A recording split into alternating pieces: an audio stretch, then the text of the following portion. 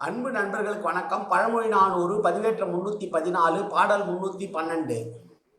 உற்றால் இறைவர்க்கு உடம்பு கொடுக்கிற்பான் மற்றவர்க்கு ஒன்னாரோடு ஒன்றுமோ தெற்ற முரண் கொண்டு மாறு ஆய உண்ணுமோ உண்ணா இரண்டு ஏறு ஒரு துறையில் நீர்.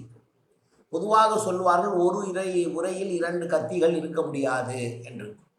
அதே போலத்தான் இரண்டு மாடுகள், காளை மாடுகள் இரண்டும் ஒன்றுக்கொன்று சண்டையிடுகிற முடிவோடு இருக்கக்கூடிய மாடுகள் என்றால் ஒரே துறையிலே ரெண்டும் தண்ணீர் குடிக்குமா?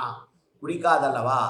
அதுபோலத்தான் தன்னுடைய அரசனுக்கு கீழ் பணியாற்றுபவர்கள் எந்த காலத்திலும் பகைவர்களோடு உறவு பாராட்ட மாட்டார்கள், அவர்களுக்கு கீழ்ப்படிந்து நடக்க மாட்டார்கள். ஏனென்றால் தம் அரசனின் பகைவன் நம் பகைவன் என்று எண்ணத்தோடு செயல்படுகிற படைவீரர்கள் எதிரியை எதிரியாகத்தான் பார்ப்பார்களே ஒழிய எந்த காலத்திலும் அவர்களோடு உடன்பட்டு போக மாட்டார்கள் என்று சொல்லுகிற பாடல்.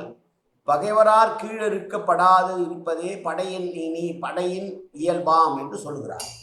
எதிராளி பகைவன்தான், அவனோடு உறவும் இல்லை ஒற்றுமில்லை என்று சொல்லி எப்போதும் அவர்களை எதிர்க்கிற மனநிலையே தான் ஒரு தலைவனுடைய படை வீரர்கள் இருப்பார்கள் என்று சொன்ன பாடல் இந்த பாடல்.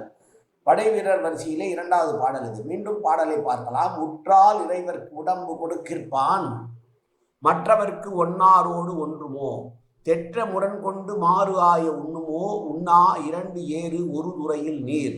தன்னுடைய அரசனுக்காக உயிரையே கொடுக்கக்கூடிய நிலையில் இருக்கக்கூடிய படைவீரர்கள் எந்த காலத்திலும் எதிராளிகளோடு சேர்ந்து பயணிக்க மாட்டார்கள், அவர்களோடு உடன்பாடு கொண்டு இருக்க மாட்டார்கள் என்று சொன்ன பாடல் இந்த பாடல்.